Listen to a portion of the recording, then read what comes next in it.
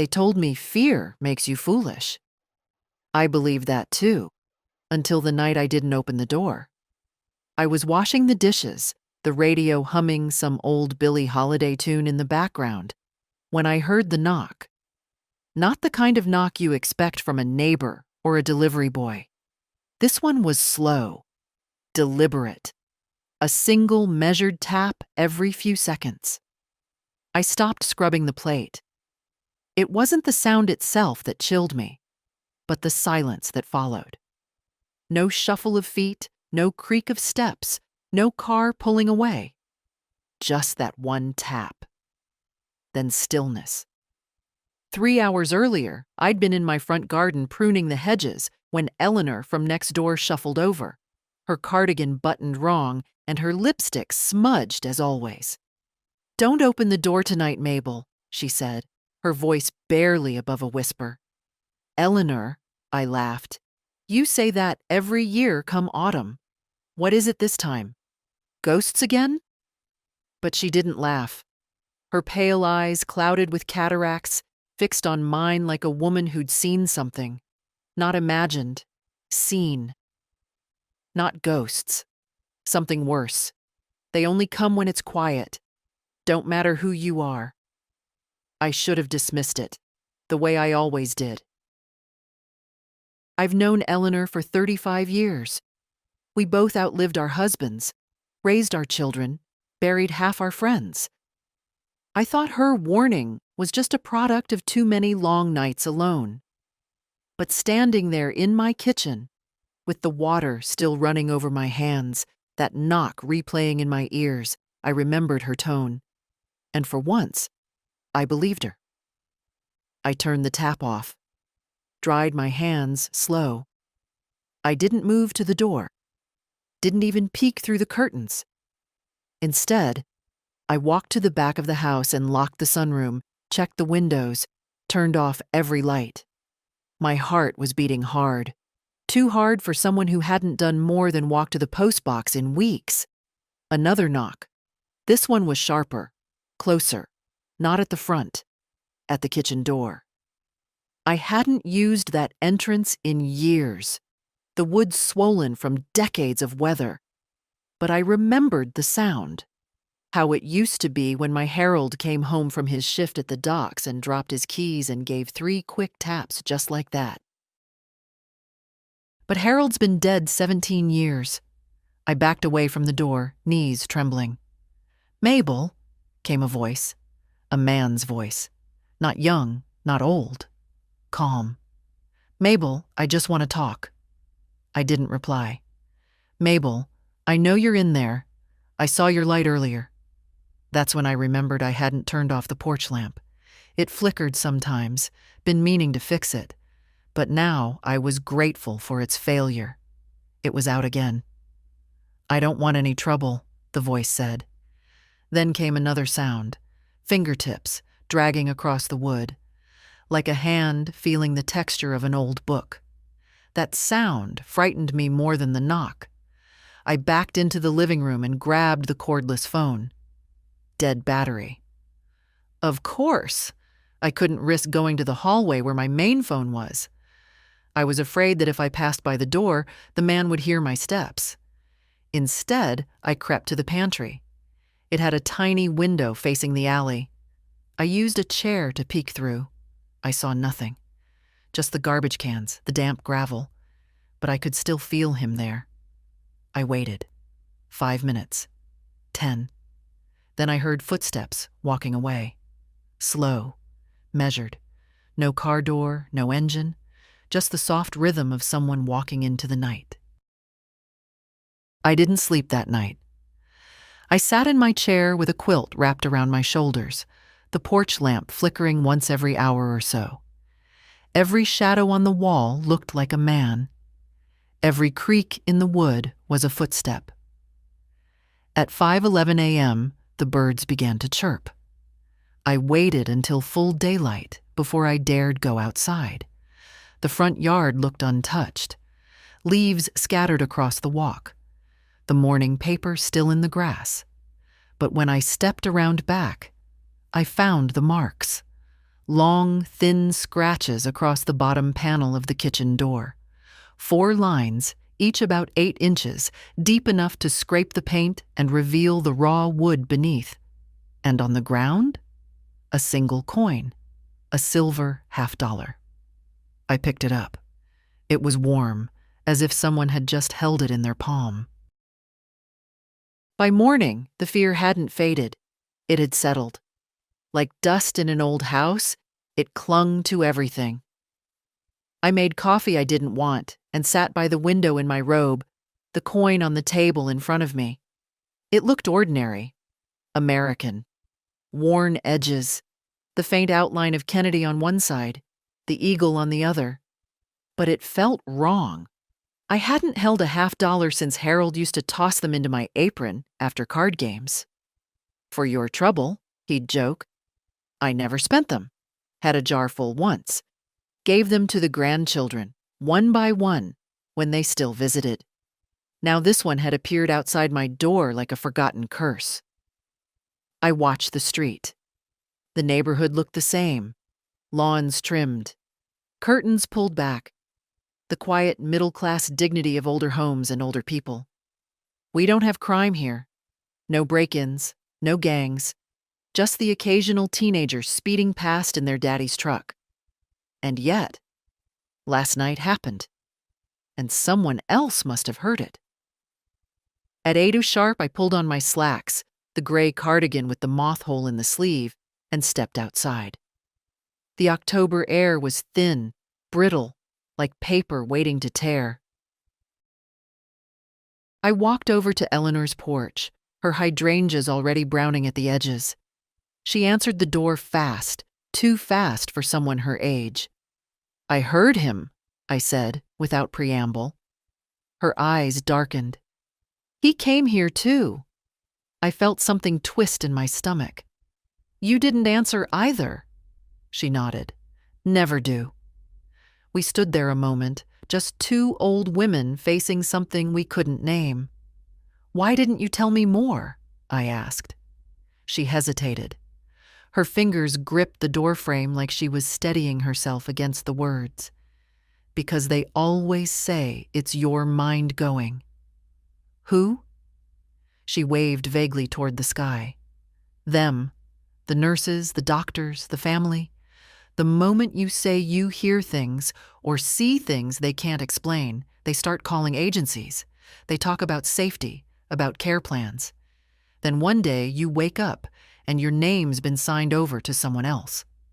She was right. I'd seen it happen. And yet. Eleanor, that voice last night.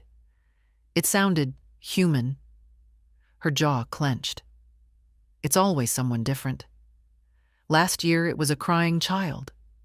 Before that, a neighbor. They know who to mimic. Who's they? She looked behind me as if checking the street. "Once a year," she said softly. "Only once. Always the first frost. If you answer the door, you don't come back the same." "Eleanor, this is Wilmington. We have homeowners associations and bake sales." Her voice dropped to a whisper. "And missing people." She stepped back and closed the door before I could answer. I walked home slowly, my legs aching. Eleanor's words rang louder than I wanted to admit.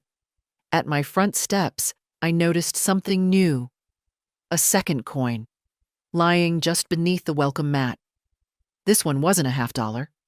A foreign coin, smaller, duller, worn so smooth I couldn't make out the markings. I didn't pick it up.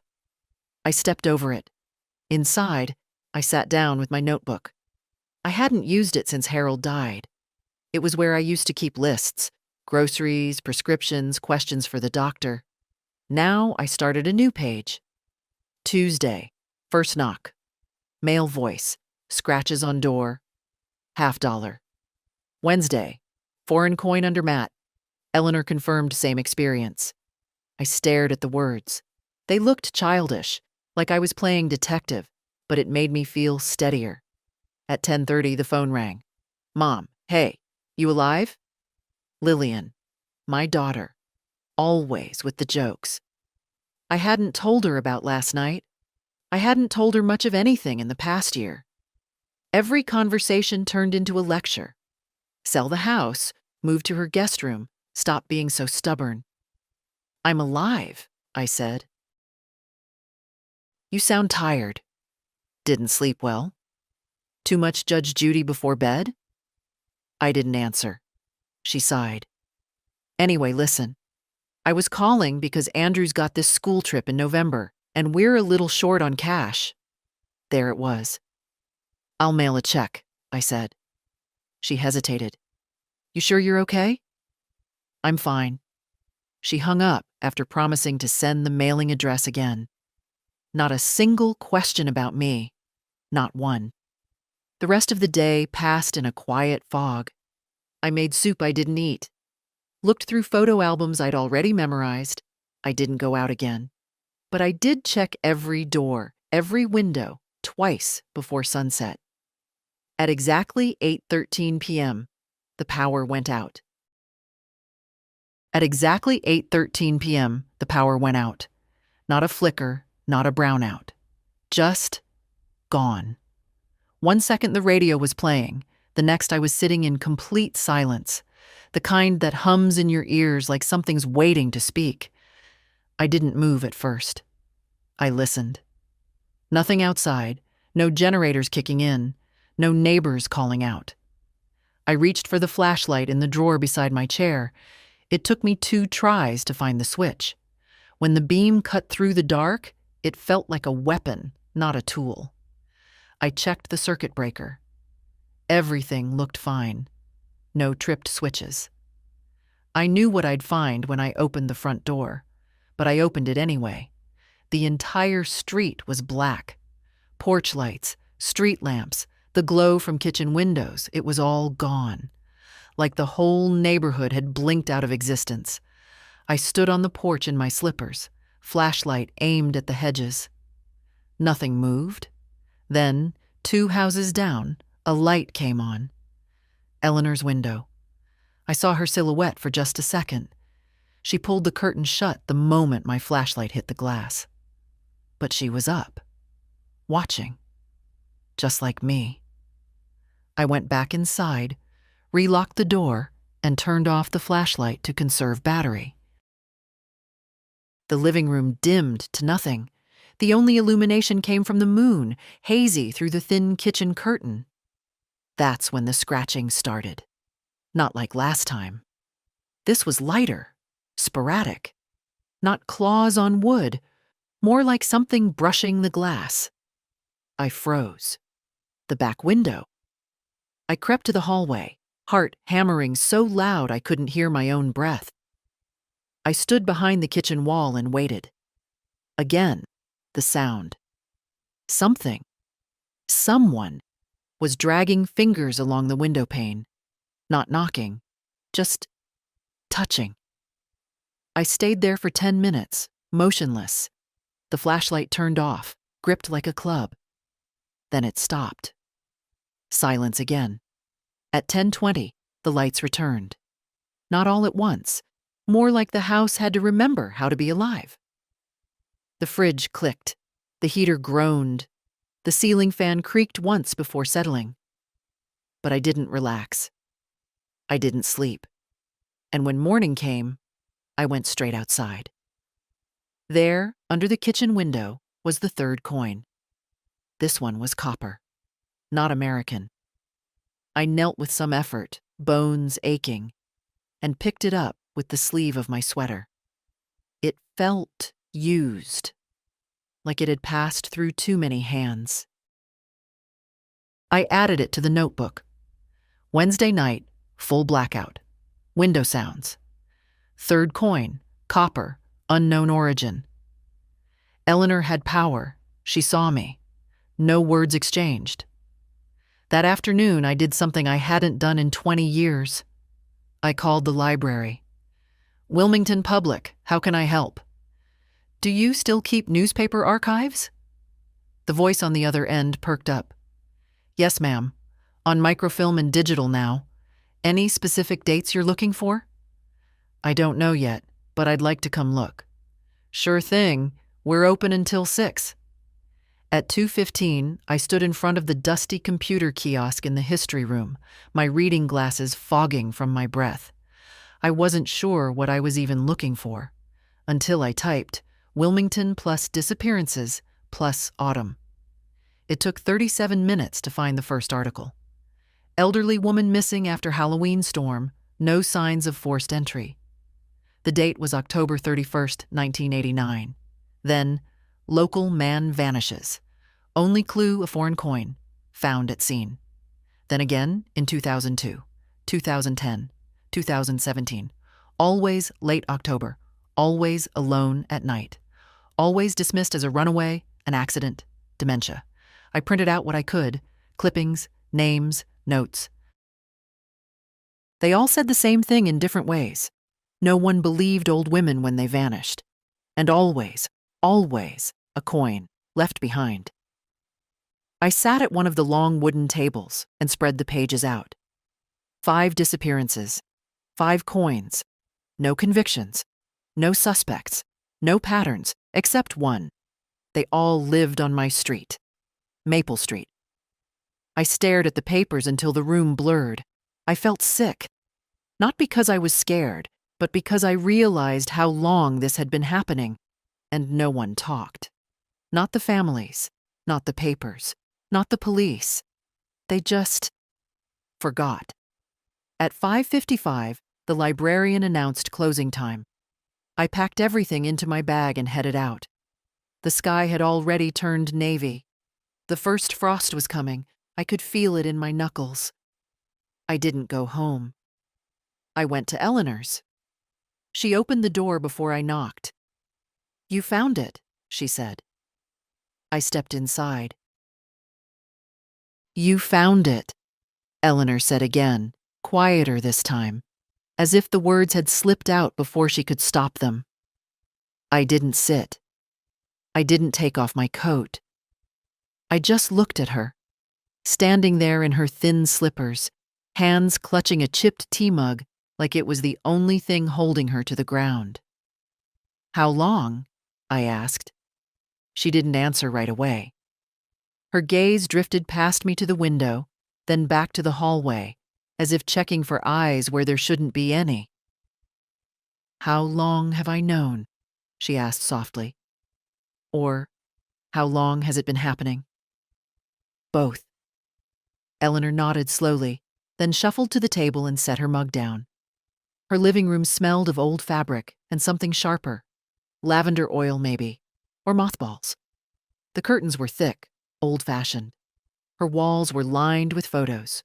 Her wedding day, a son in uniform, a girl with a toothy smile. All ghosts now. "They say the first one was in 1971, she began. "Mrs. Connolly lived 2 houses down from me. Sweet woman, used to bring over those orange spice cookies every Thanksgiving. One night she just wasn't there anymore. They said stroke. She'd had some signs." "And you believed it?" "Back then, yes. I was young, tired. 2 kids, a husband who barely came home sober. I didn't have time to think." She looked at me then, straight in the eyes. "But the second one? That's when I started keeping notes." She reached into a drawer and pulled out a small, cracked leather journal. It was worn soft with time. She slid it across the table to me.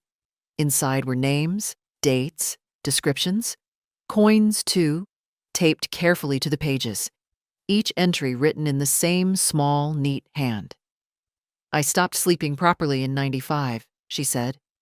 That year, the knock came to my door, just once. I didn't answer, but after that, I knew." "Why you?" I asked. She shook her head. "It's not personal, it's pattern. They always pick the quiet ones, the widows, the ones no one will raise a fuss over if they vanish." I wanted to say that wasn't true, that people would care. But I remembered the way my daughter rushed through phone calls, the way neighbors smiled politely but never stopped to chat, the way even the postman barely looked up anymore. I turned the page. More names. One I recognized. Agnes Weller. Eleanor nodded. Lived on the corner. Disappeared in 2010. The family said she moved to be closer to her son. But her house was sold by the bank, and they found a coin in her mailbox. Did you ever tell the police? I tried. Once, in 2002. They sent a wellness officer. She took one look at my notebook, smiled like I was 5 years old, and asked if I wanted to talk to someone about grief. I closed the journal gently. My hands were trembling. Eleanor, I said, why me now? Her eyes softened. Because you're the last one left. The words hit like cold water. What do you mean? All the others, gone or moved. The new people, they're too young, too loud, too connected. Cameras, alarms, cell phones. You and I were the only ones who still live like they did, the only ones easy to isolate. I didn't speak. Couldn't. Eleanor stepped closer. They only come for one, every time. But once you've been marked, once you've heard the voice, it doesn't stop. Not until they get what they want. I felt a weight settle in my chest, a truth too big to deny now. I think, she continued, they keep knocking, year after year, testing the door, waiting for the one time you're too tired, too lonely, too curious. And then, she didn't finish the sentence. I nodded slowly. I heard them last night, at the window. Eleanor paled. That's new. What do you mean? They never moved before, never changed tactics. They knocked at the same door, at the same time. If they're at your windows. She trailed off, hands tightening around the edge of the table. What does that mean? Eleanor didn't answer. Instead, she reached behind the curtain and pulled out a folded paper. I wrote this for myself, in case I ever started to forget. You should do the same. Write down the rules. I took the paper. On it were 5 lines, scrawled in black ink. 1. Do not open the door after dark, ever. 2. Do not speak to the voice. 3. Do not look directly through the window after midnight. 4. Do not touch the coins with bare hands. 5. Do not tell anyone who will try to help. I looked at her. You broke the last one. She smiled faintly. I think it's time someone else knew. I stood there a long moment, the weight of it all pressing down on me like snowfall. Then I folded the note and slipped it into my coat pocket. Thank you, Eleanor. When I stepped back into the cold, my breath rose in front of me like smoke. The sky had gone flat gray. Wind stirred the dead leaves along the sidewalk. Something about the street felt different now. Hollow. My porch light was on when I got home, but I knew I hadn't left it that way. I stood at the edge of my porch, staring up at the light I hadn't turned on. It glowed soft and yellow, just like always, but I knew what I'd left behind. Before walking to Eleanor's, I'd switched off every bulb, double-checked every lock. I'd even unplugged the lamp in the hallway. Old habit. Harold used to call it sleeping with no witnesses. Now, something had turned it on again. I walked slowly up the steps. No sign of a break-in, no disturbed leaves, no footprints. I unlocked the door, stepped inside, and locked it behind me. Everything smelled the same. Old wood, dust, a trace of rose from the oil I'd rubbed into my hands that morning. But the air felt off, charged, like the house had exhaled while I was gone and hadn't realized I'd returned. I checked every room, closets, under the bed, windows, nothing. Still, I couldn't shake the feeling that something had changed. I sat down in the armchair by the fireplace and pulled out Eleanor's rules. I read them again, one by one, like a prayer I didn't yet believe in. Then I added a 6th. 6. Don't assume you're alone just because you don't see anyone. That night I didn't undress. I kept my clothes on, flashlight within reach, and slept, sitting upright, the way I used to on long train rides. At 3:03 a.m., I woke with a start. Not to a knock, to a voice. "Mabel," it whispered, but not from the door this time. From the hallway, the back hallway. I didn't move. I didn't breathe. My mind was screaming, "There's no one else in this house." But the voice didn't care what my mind knew. "Mabel, it's me. It's Harold." I clenched my hands. It sounded like him. Not just close. Perfect. The exact timbre, the slow rhythm he had when he was half tired. The slight drag on the vowels. The way he used to say my name when he was cold and reaching for another blanket. I knew it wasn't him. Harold had been dead for 17 years, buried in the town cemetery with a cedar box and a faded U.S. Navy flag. But my body betrayed me. I stood. Stepped toward the hallway. "Mabel," it came again. "Come here, sweetheart. Just for a moment." Tears sprang into my eyes. Not because I believed it was Harold, but because I wanted it to be. The voice grew softer, as if it sensed my hesitation. "I miss you. I've been waiting. Just open the door, honey." I stopped at the end of the hallway. The guest room door was shut. It had been shut for months, ever since Andrew visited last spring and left his soccer cleats inside. I reached out. My fingers grazed the doorknob. It was ice cold. "Mabel," the voice coaxed again. "Please." I yanked my hand back like I'd touched fire. "No," I said aloud. "You're not real." The house went still. Not quiet. Still. No creaks, no pipes, no refrigerator hum. Just absolute, unnatural silence. Then, a sound. A soft thunk, like something dropped gently on wood. I forced myself forward, step by step, heart hammering so loud I was sure the thing inside could hear it. I opened the guest room door. It was empty. The soccer cleats were still there, covered in dust. But on the bed, sitting right in the middle of the faded blue quilt, was another coin. This one wasn't old. It was pristine, golden, larger than the others. It caught the moonlight through the blinds and glinted like something alive. I didn't touch it. I backed out of the room, shut the door, and locked it from the outside. My hands were shaking so hard I could barely turn the key.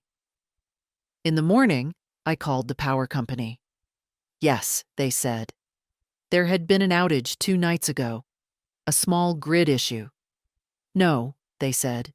No record of a blackout last night. I asked if any maintenance workers had been on my street. "No, ma'am," the woman said. "Why do you ask?" "No reason," I lied. That afternoon, a white SUV pulled up outside my house. It was unmarked, but I recognized the woman who stepped out. Her name was Tamara. Social services. She'd come around last year when Eleanor slipped in the garden and someone called for help. She smiled too wide, walked too slow.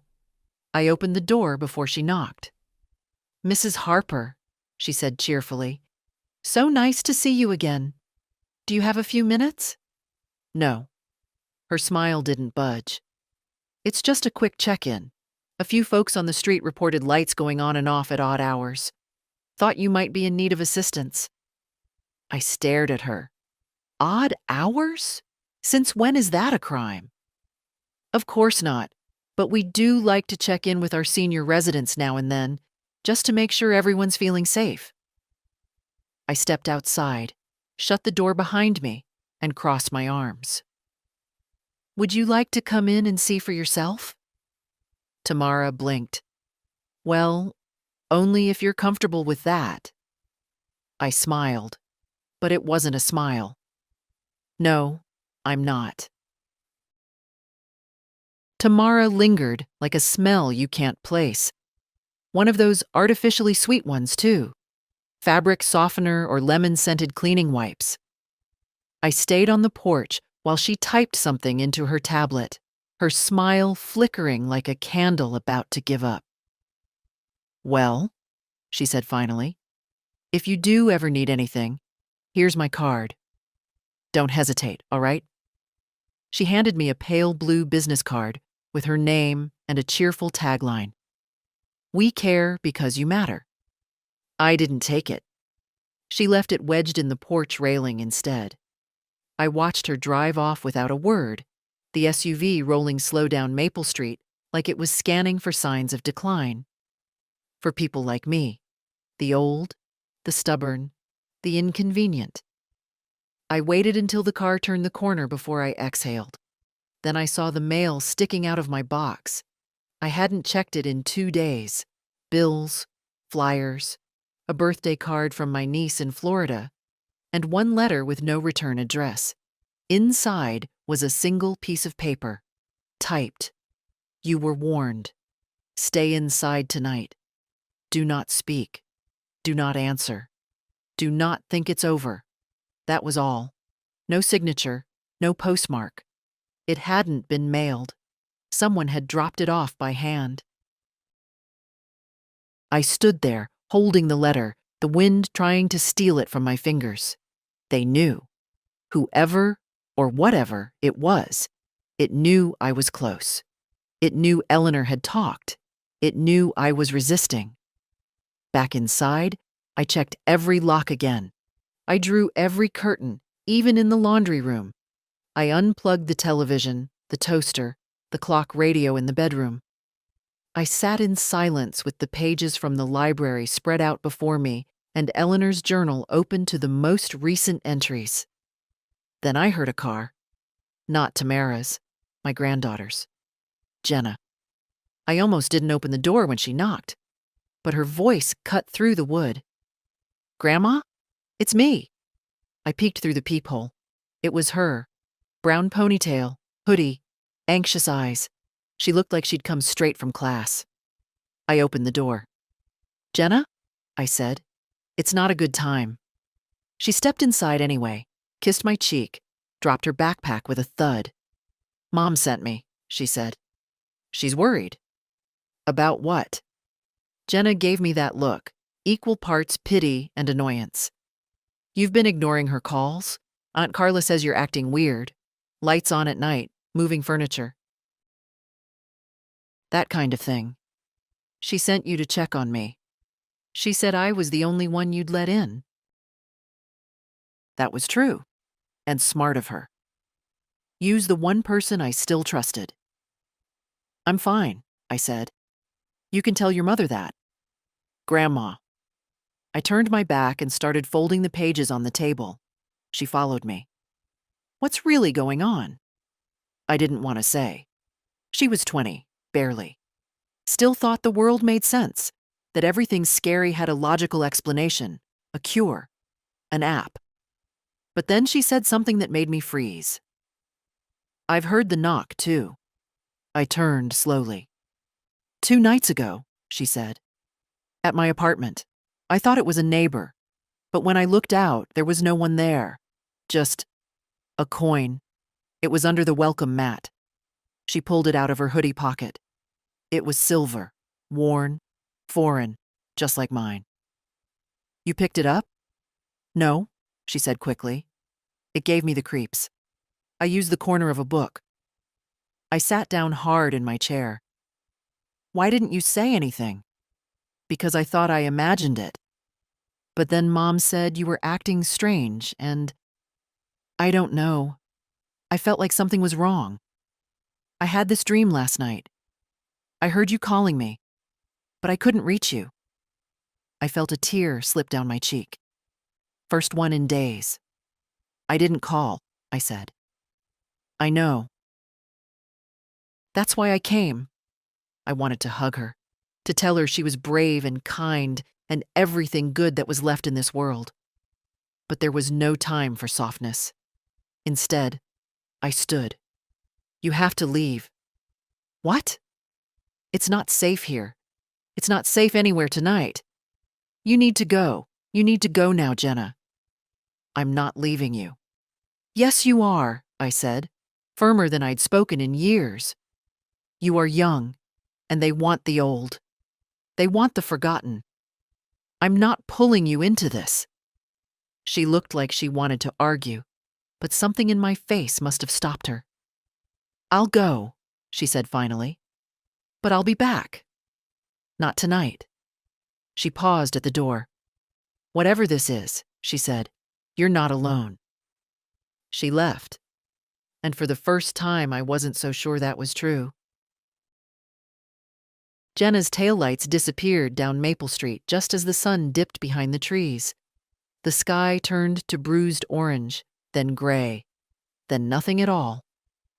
I stood by the door long after she'd gone, the air thick with the things I couldn't say while she was here.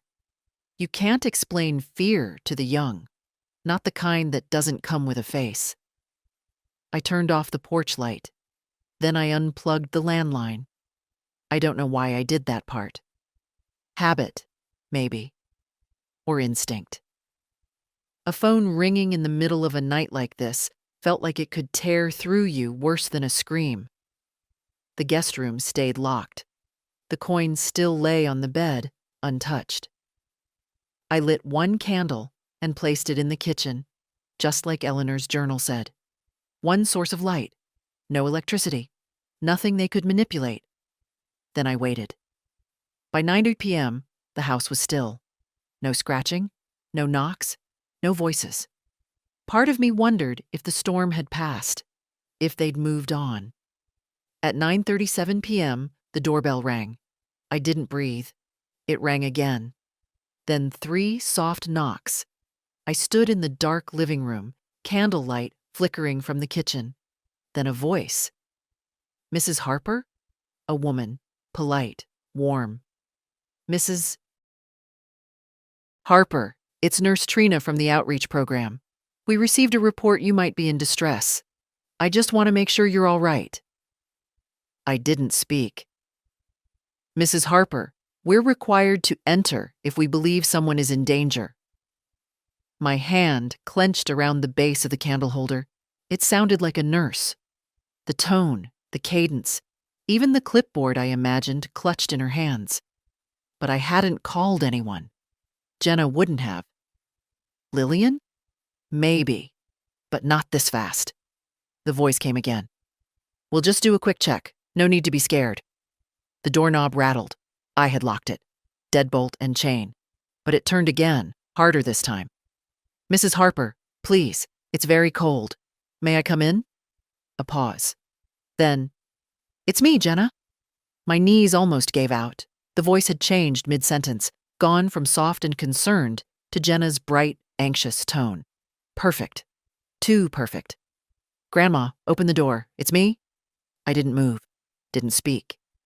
Mabel, it said. I'm out of time. The doorknob stopped turning. The silence that followed was worse than anything. Worse than the knock.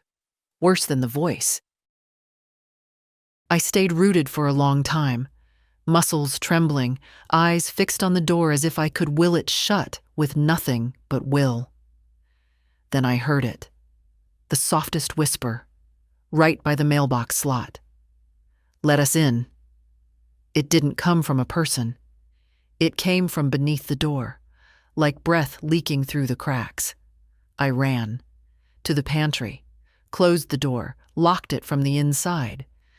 It was a small room, barely big enough to stand in. I crouched among the old flour tins and cracked mason jars and held the candle like a lifeline. The whispering continued for hours. Sometimes it was Harold, sometimes Jenna. Sometimes my own voice, calling out, begging to be let inside. I buried my ears into the crook of my elbow and shook like a child. At 4:02 a.m., it stopped, not all at once. Like a wave pulling back into the sea, the sounds faded. The air changed, lighter, clean. I stayed there until first light. When I stepped out, the house was unchanged. No broken windows, no footprints. But the front doormat was gone. In its place was a single object, a photo, of me, standing in my kitchen window, looking out. And behind me, in the picture, was a figure, pale, gray, blurred like a smear in the film, no face. Just the shape of someone who had already been inside. I burned the photograph at sunrise. I didn't even think about it. My hands acted before my mind could argue. The edges curled black. The image twisted into smoke. And for a moment I thought I saw movement inside the flames, like something trying to climb out. When it was nothing but ash, I poured cold water on it and watched it dissolve into gray pulp. The house felt wrong after that. Not haunted, invaded. Like someone had rearranged the air while I wasn't looking. I opened every curtain, every window, let the light pour in even though the November morning was thin and weak. The world outside was sharp and ordinary. Lawns, mailboxes, a boy on a bicycle. No sign of the night I'd lived through. But then I saw Eleanor's house. Her front door was open. I crossed the yard fast, slippers crunching on frost. The inside smelled faintly of gas and something sour. "Eleanor," I called, stepping inside. Silence. Her teacup still sat on the table from 2 nights ago, lipstick mark intact. Her coat was draped across the chair, but the place was empty. Almost. On her kitchen counter lay her journal, the one she'd shown me. Open to the last page. Octa 29. They've changed the pattern. The light means they're inside already. If I'm gone, tell her not to open the door. It's too late for me. The pen had torn the paper where the last words ended. My chest went hollow. Eleanor had known. I walked from room to room, half expecting to find her sitting somewhere quiet, smiling the way she always did when I brought over soup. Instead, I found her shoes by the bed, her glasses folded neatly on the nightstand, and on the pillow, a coin. Copper, the same as mine. I backed away, nearly tripping on the rug. My breath came out shallow and fast. Whatever had happened last night hadn't stopped at my door. When I returned home, I locked everything twice. Then I called the police. The young officer who came was polite, nervous, far too cheerful for a man looking into a missing persons case. His badge read, Patrolman Reeves. He wrote everything down, nodding too often. When I showed him the coins, he said they looked collectible. When I mentioned the voice, he smiled gently. "Ma'am, are you sure this isn't some kind of phone scam? People target seniors. I didn't say it was on the phone." He coughed, looked at his clipboard. "Right. Well, we'll do a wellness check. Maybe she went to family. She doesn't have any left." He hesitated, then scribbled something. "We'll, keep an eye out." That meant nothing. He left after 20 minutes, promising to call. He didn't. By evening, the sky had turned the color of old paper. A group of neighborhood women stood in the street talking. Mrs. Blanchard from 2 houses down, the McCready twins, and someone I didn't know. They stopped when they saw me. I caught words: missing, gas leak, dementia. I didn't bother correcting them. Let them think what they wanted. I knew the truth. At 6 p.m., a city worker taped a notice to Eleanor's door. Unsafe structure, vacant until inspection. They didn't even go inside, just sealed the place like a box no one wanted to open. By 7, I was alone again. The coins sat on the table in front of me. $50, copper, silver, and gold. 4 now, 4 nights, 4 disappearances in the records. Maybe that's what they wanted, to complete a set. I opened Eleanor's folded note again. "Do not tell anyone who will try to help." Tamara, the police, the neighbors, all of them fell under that rule. The candle sat ready beside me. One match. One light. As darkness thickened outside, I noticed the frost on the windows begin to form patterns. Not random, not natural. Lines and curves that looked almost like handwriting. I leaned close. For a moment, I thought I could read it. Letters scratched backward, faint and human. Then a sound behind me.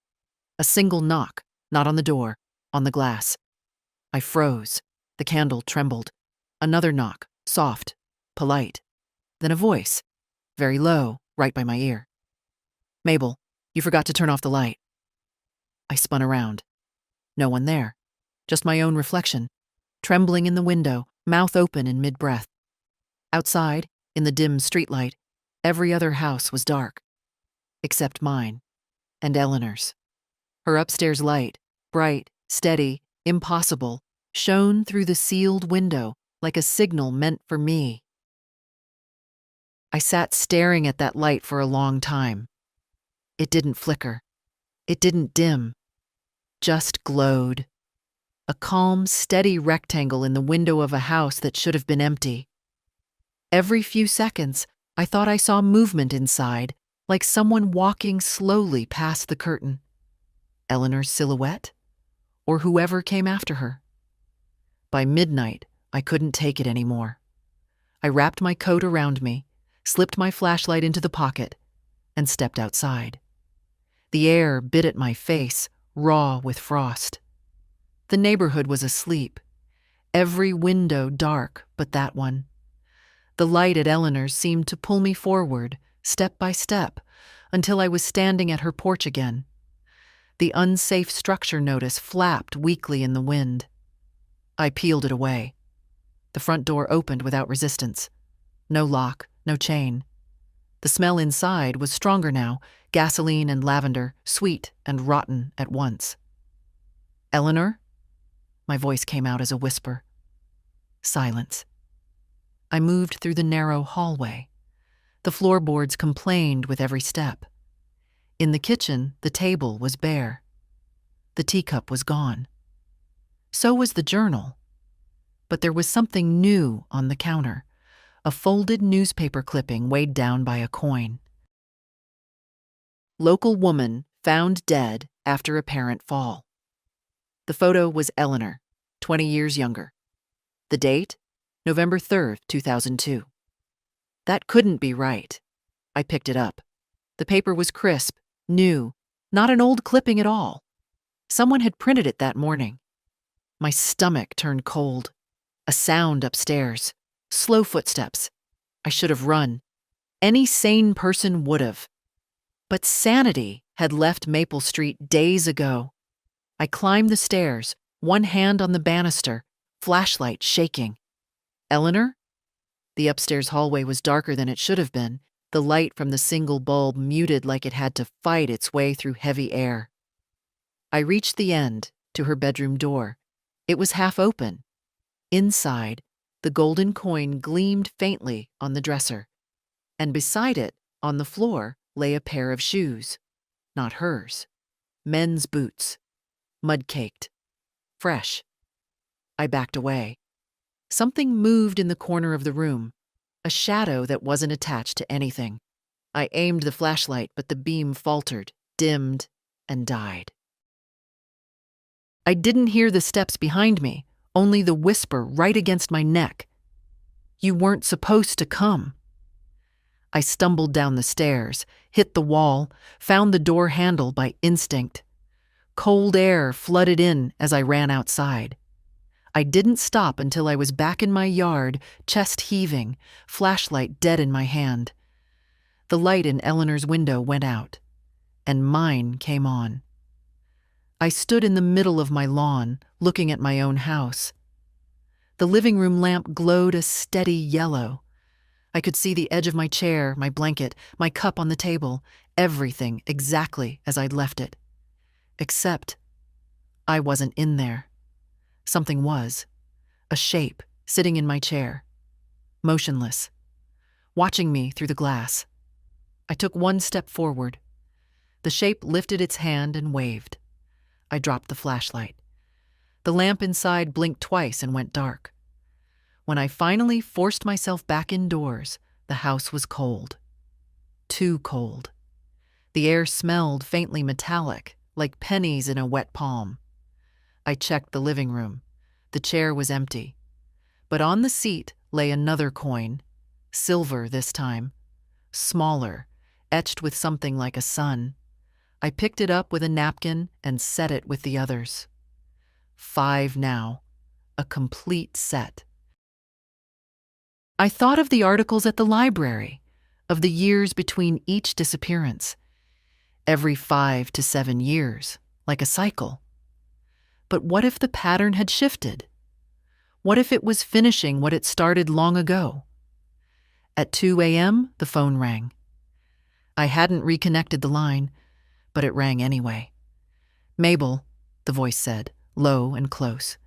"You opened her door." I froze. "Now you've invited it in." The line clicked. Silence again. When dawn came, I found something new outside. The frost on the lawn had melted in a perfect circle right by the porch. In the center of that circle, the soil was blackened, burnt, and something, had written in the dirt, "One more night." By morning, I'd moved the coins to a box and locked it inside my husband's old gun safe. I didn't have a gun anymore, but the steel still gave me comfort, like I could seal the dark in, even if just for a while. The message in the dirt haunted me. One more night. Like a countdown. Like a warning carved from breath and ash. I called no one. What would I say? That a missing neighbor's house lit up after she vanished? That something wearing my face waved at me through my own window? That coins kept appearing like breadcrumbs to something I couldn't see but felt every minute? Instead, I sat at the kitchen table and opened Eleanor's last journal page again. I read it until the words blurred. Then I wrote my own. I wrote everything. The first knock. The coins. The voice that called itself Harold. Jenna's visit. The figure in the window. Eleanor's empty house and the newspaper that told me she'd died 20 years ago. I wrote it like it was my last letter to myself. If someone found it, they might not believe it. But at least they'd know I wasn't crazy. That I fought. Because I was starting to understand what this was. Not a haunting. Not a ghost story. A hunt. And I was the one left running. At noon, I made tea and watched the wind stir the dying maple leaves. The street was still, too still, like the neighborhood was holding its breath. Even the birds had stopped coming to the feeder. Around 3 p.m., someone knocked on the door, just once, sharp and fast. I didn't move. Then came a voice, familiar, careful. "Grandma?" It was Jenna again. I opened the door this time, but only the screen. She looked pale, her eyes tired. "I went to Eleanor's," she said. "She's not there." "I know. They said she moved, that she was transferred to assisted care." "She didn't." Jenna hesitated. "I went to the facility they listed. She's not there either." I opened the screen door and stepped aside.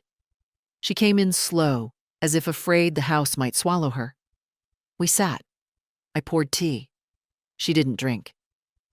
"I looked up those articles," she said. "The ones from the library. Grandma, those people? They didn't just vanish. Their homes were sold without notice. Wills rewritten, all within days." She reached into her bag and pulled out a document. "I found this on a public database. It's a power of attorney form, for you, signed 2 days ago." I stared at her. "I didn't sign anything." "I know, but it's there. Your signature. Your daughter Lillian listed as primary agent." My mouth went dry. "They're preparing to erase you," she said. "Just like the others." It wasn't just something out there. It was people, too.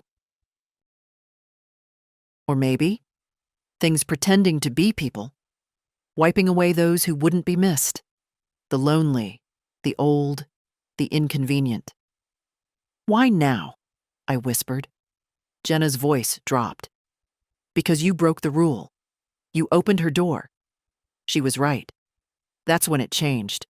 When it stopped being a presence outside the glass and became something that sat in my chair, called my name, mimicked my blood.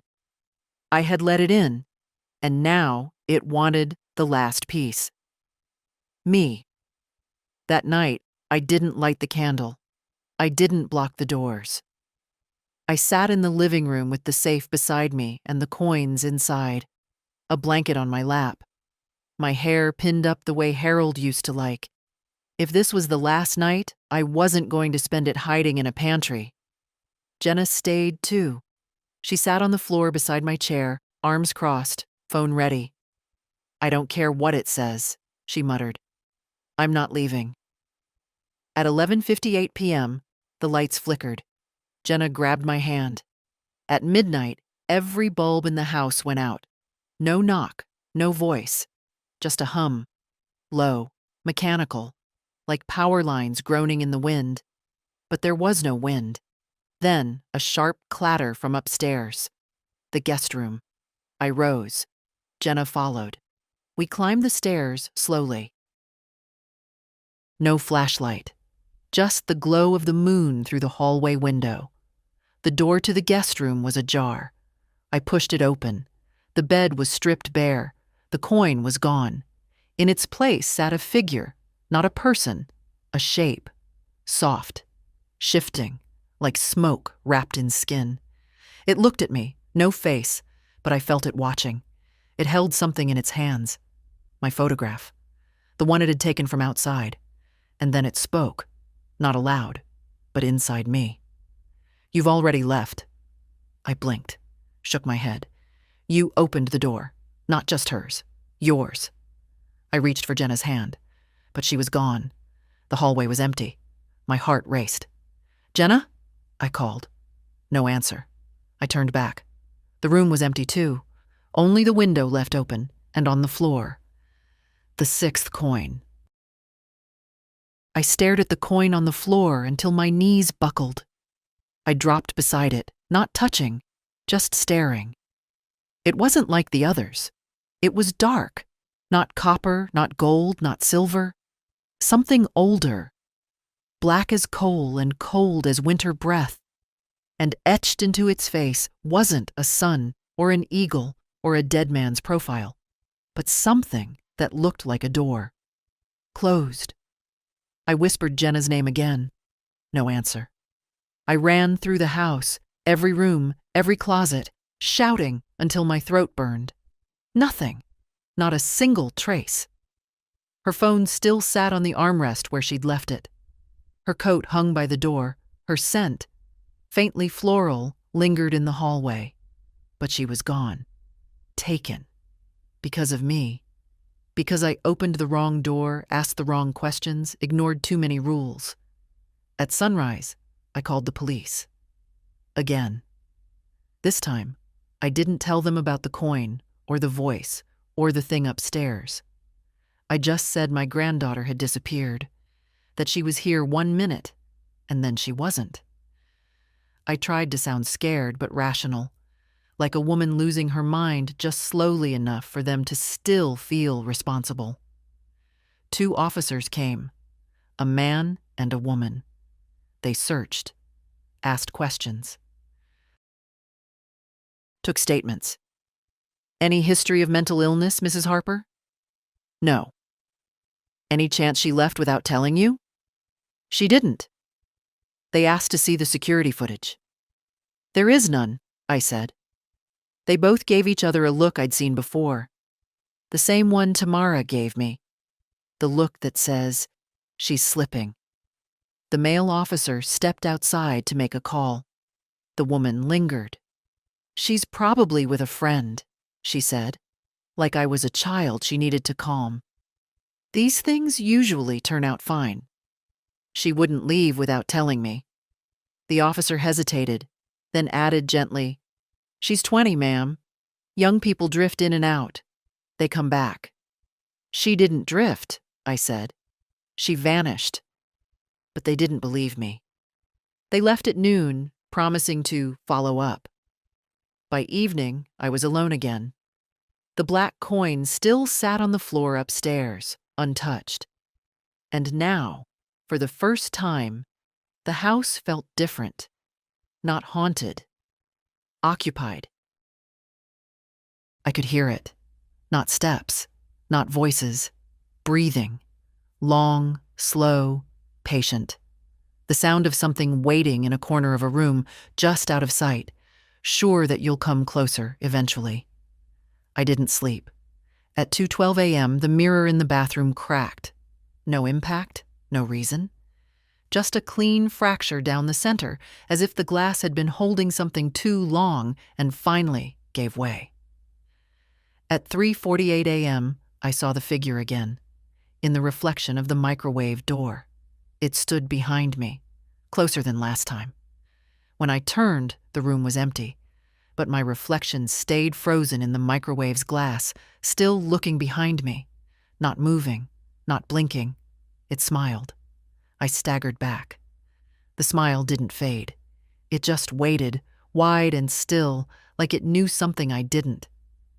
I covered the microwave with a dish towel. At 4:33, the front door unlocked itself. I heard the deadbolt click.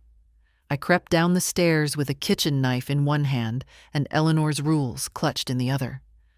When I reached the door, it was slightly open. Cold air crept through the crack. On the porch, a package, wrapped in brown paper. No name, no tape. Just folded neat and tied with a string. I brought it in. Slowly. Set it on the table and stared at it for an hour. At dawn, I opened it. Inside was a dress, blue, faded, my size, my style, one I hadn't worn in years, and a note.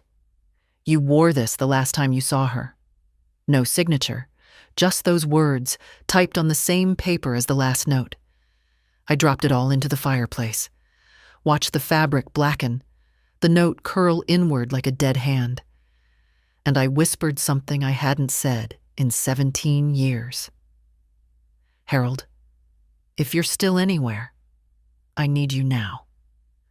The fire didn't answer, but the mirror in the hallway fogged, and someone wrote a word in the mist. Tonight.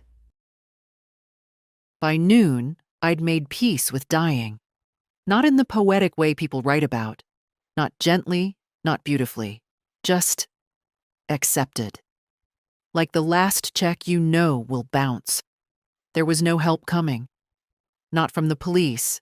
Not from my daughter. Not from a world too busy to notice the old go missing one by one. But I still had a choice. Not whether it would come. That was decided. But whether I'd meet it cowering or prepared. I spent the day readying the house, not with crosses or garlic or spells, just with memory. I walked every room, touched every photo, spoke aloud to no one. I told Harold he was right. I should have moved years ago. Told my sister I forgave her. Told myself I had not imagined it, that it happened, all of it. At 4 p.m., I wrote 2 letters, one to Lillian, one to Jenna. Jenna's was shorter. I told her she was brave, that not everyone makes it through the world with their softness intact, that if she ever wondered whether she mattered, she should remember this. Something came looking for her, because it knew she was light in the dark, and light always draws the worst of things. Then I locked the letters in the drawer beneath the old phone. I set the table. Not for dinner, just for the end.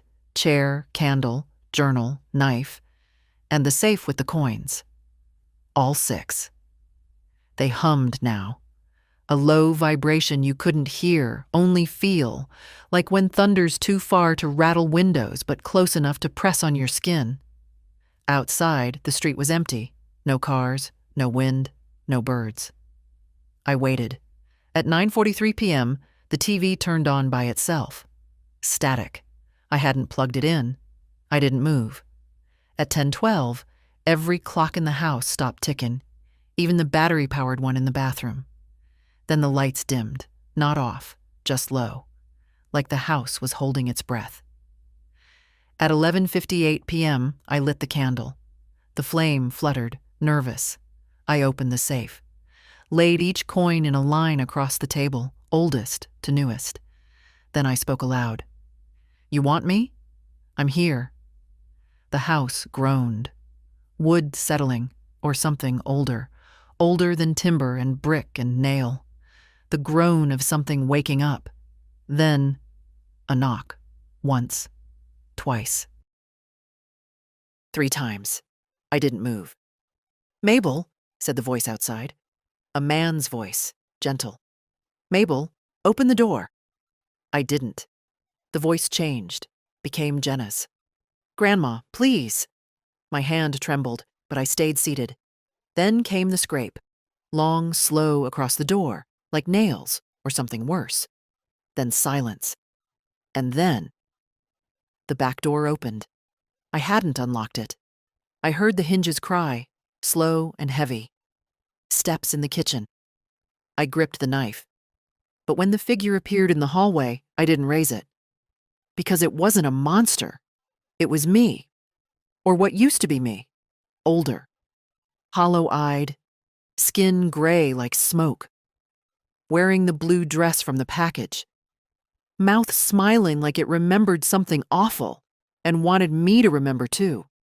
It walked to the table. Sat down across from me. Didn't speak. Just watched. I tried to speak, but my voice caught. It tilted its head. Then one by one it reached for the coins. Slid them toward itself. All 6. Then it pushed one back. The black one. Toward me.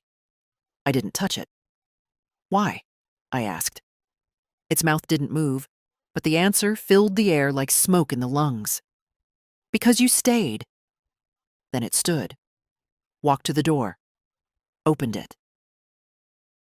Stepped into the dark. And vanished. I sat there until morning, the coin still in front of me. I didn't know what it meant. Reward? Punishment? A marker? A warning? But I didn't move it. When the sun rose, the house exhaled, the clocks ticked again, the lights returned. And in the mirror across the room, just me. A little older, a little grayer, but still here. I didn't sleep. Just watched the sky shift from coal to pale blue, as if the dark had decided it had done enough. For now. The house was quiet again. No whispers, no cracking glass, no voices pretending to be people I loved. And yet, the quiet didn't feel like peace. It felt like pause. The black coin still sat on the table. I hadn't touched it. I wasn't sure I could. It didn't belong to this world. It pulsed, not in light or sound, but with the heavy weight of something unfinished. At 7:04 a.m., the phone rang. Not the landline, my cell phone. The one I barely used, buried in a drawer beneath old chargers and expired medication. Caller ID unknown. I almost let it go. Almost. But curiosity is a rusted key. It sticks, but it turns. I answered. Nothing. Just breath. Then a click. I sat there, heart steady, strangely calm. At 9 a.m., the power company truck arrived. 2 men in neon vests checked the pole outside, tightened something, then left. Routine, they said. A neighborhood-wide maintenance. I nodded, didn't ask questions. They wouldn't have answers I needed. Later, I found a new envelope in the mailbox. Plain, no stamp. Inside, a photo of Jenna, alive, safe, smiling. Sitting at a table, this table, but in a different house. One I didn't recognize. New walls, new windows. The coin was in front of her. The black one. On the back of the photo, one sentence. She stayed, too. I pressed the photo to my chest and wept. Not from fear, not even from grief, but from the unbearable knowing that I didn't understand the rules, that I might never. At noon, the world resumed. The McCready twins returned from wherever they'd gone. Mail was delivered. A teenage boy skateboarded past, earbuds in, oblivious to the weight his wheels rolled over. I opened the windows, let in air, real air, crisp and cold and empty of shadows. By evening, I cooked. Not out of hunger, there was none. But I needed the rhythm. Chop, stir, simmer. The sound of a spoon on the bottom of a pot is its own kind of prayer. I lit a second candle. The black coin remained on the table between us. I began a new page in my notebook. November 4th. It came. I stayed. It left. Jenna stayed too.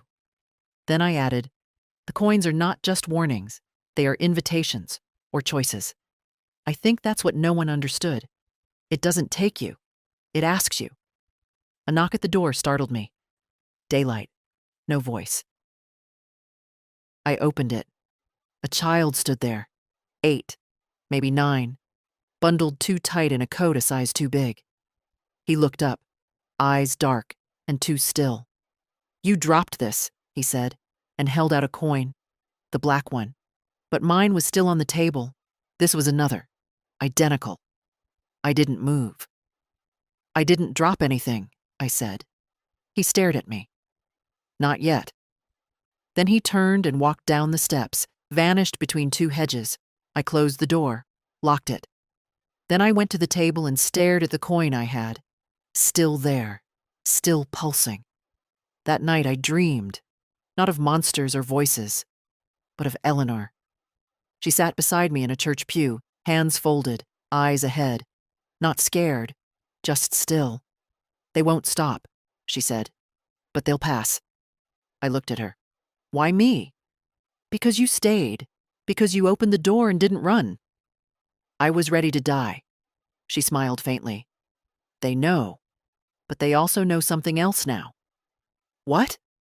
She looked at me. You don't die easy. When I woke, I was still in the chair, blanket around my shoulders, the notebook open beside me.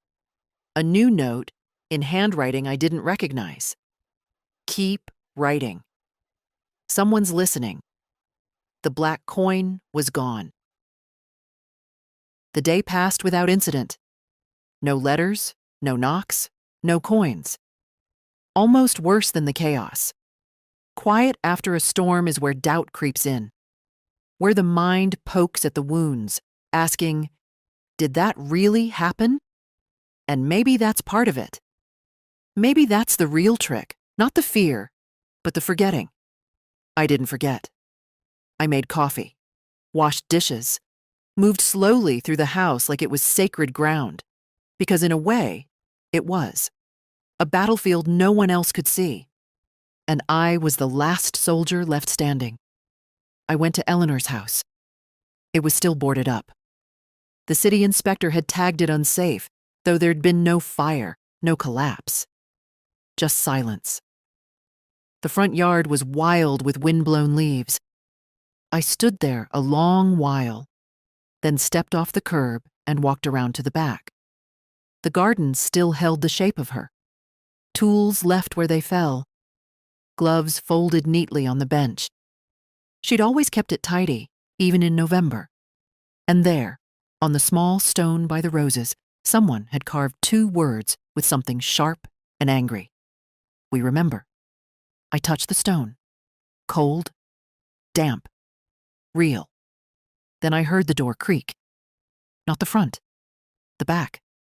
It was open. Again. I stepped inside, just past the threshold. Same sour, sweet smell. Same hush, like the walls themselves were listening. But there was no menace now. No breath behind my ear. Just stillness. And a letter. On the table. In my handwriting. I picked it up. It was dated for tomorrow.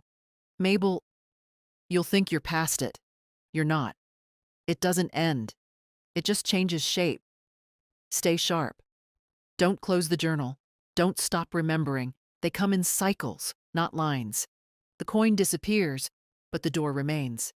And you are the door now. Right. Remember. That's how you keep them out. I stared at my own words, penned in the ink I hadn't used in years, a draft of tomorrow's memory. I took the letter, walked home. I didn't look back. That night, I opened the journal again, wrote everything: the child, the second coin, the dream of Eleanor, the warning. Then I added something new. I am not the victim of this. I am the witness, and I will not go quiet.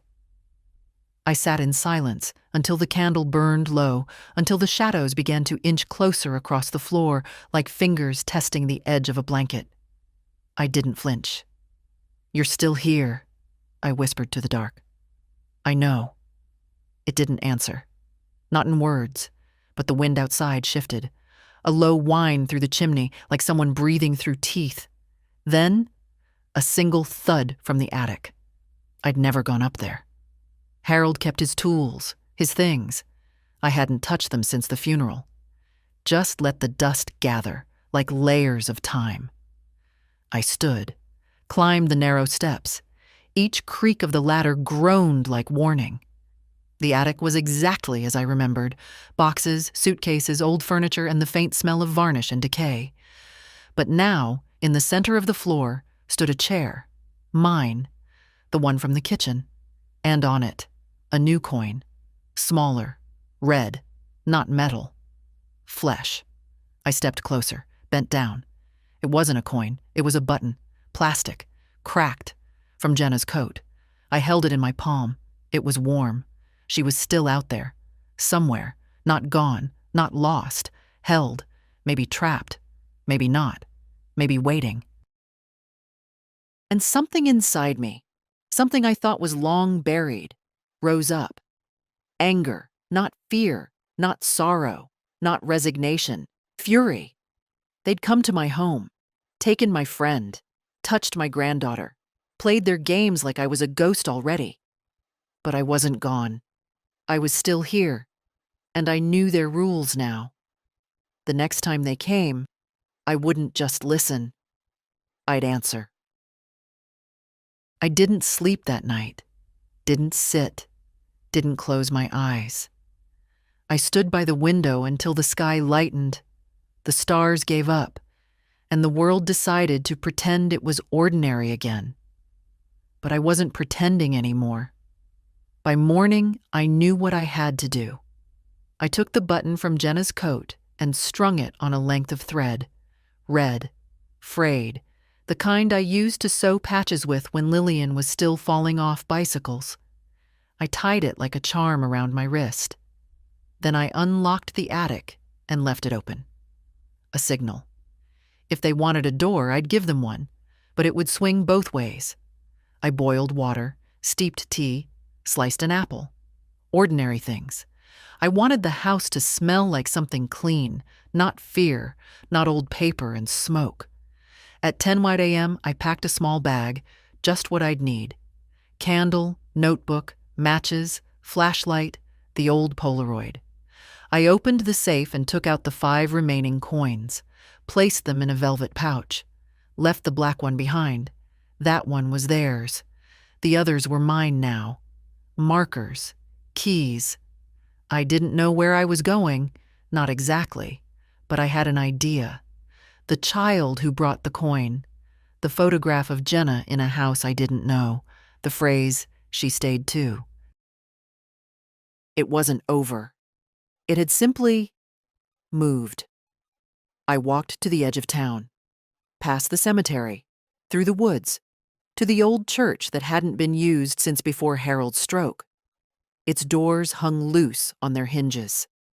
The sign out front still read, "Sunday service 10 a.m., even though no one had stood at that pulpit in over a decade. Inside, the air was cold and full of memory.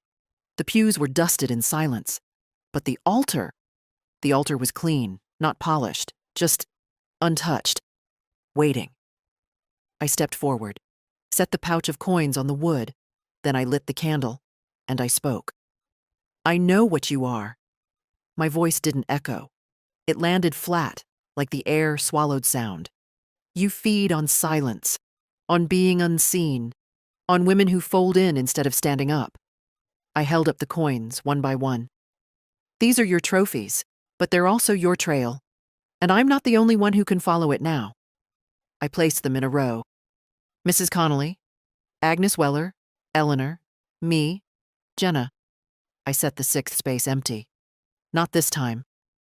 The flame of the candle shuddered, then bent sideways. Not from wind, from something else, from something coming. I didn't move. I opened the notebook, tore out every page, laid them on the altar, pressed flat. Words upon words, everything I'd seen, heard, survived. Then I picked up the Polaroid, snapped a photo of the altar, the coins, the papers, the flame. It printed in my hand. Slowly, grainy, but clear. I wrote on the back in ink. This happened. Then I stepped back, blew out the candle and left everything as it was. An offering, or a warning. On the walk home, the wind picked up. Not cold, brisk, like breath on the back of my neck, but not unfriendly. The house was still there, waiting for me. Safe. For now. I taped the Polaroid to the back of the front door, so I'd see it every time I considered letting someone in. And that night, I wrote the last page. November 5th. The hunt ends when someone turns around and faces it, not with fists, with memory, with truth, with the refusal to vanish quietly. I folded the journal, tied it shut. Then I made tea again, sat in the same chair I always had, and waited, not for them, but for Jenna. At 2:16 a.m., a knock came. Once, not at the door, at the back window. I turned slowly. She stood there. Pale, tired, but alive. Her eyes locked on mine, and she mouthed two words. You stayed. I opened the door. She stepped inside. No coins, no wind, no vanishing. Just Jenna, her hand in mine. No more silence. And the house, for the first time in weeks, felt like a home again. Thank you for listening. If this story found you, write your own. Someone's always listening.